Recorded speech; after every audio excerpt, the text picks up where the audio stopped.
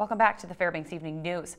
Classes began at the University of Alaska Fairbanks last week. Today, the Fairbanks business community heard from UA President Jim Johnson and interim UAF Chancellor Mike Powers during the Fbx Chamber of Commerce weekly member luncheon. Jamie Schwartzwald has the story. Both men have officially been in their positions for just over a week, but are in familiar surroundings, having served in previous roles within the UA system. Johnson began by proclaiming that through business creation and professional placement, the university is the state's fiscal plan. He detailed roles each of the three main campuses will maintain, and at UAF, the system's flagship campus, that means Arctic research. We will never, ever cede, C-E-D-E, our world leadership role in Arctic research. Never. That is critical for us. It's something that we must continue to lead in. Right now, we are number one, and we'll continue to be there no matter what the budget situation might be.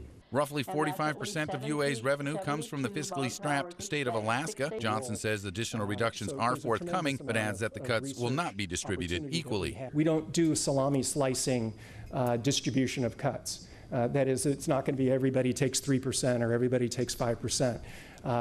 We're going to invest in areas even though we're declining overall. Powers, a former UA regent, takes over on an interim basis for the departed Brian Rogers. Powers indicated that he is not interested in having the interim chancellor tag removed. My job is to be a bridge, to pass the baton to someone who is so passionate and loves the university as equally or close to what Brian and Sherry Rogers. Powers touched on recent successes in graduation and retention rates at UAF. He says the #1 capital priority has to be completion of the engineering building on campus. $8 million earmarked for the building was stripped out of the capital budget during last legislative session. Powers also spoke of continued reductions in operating dollars. It's a $200 million shortfall.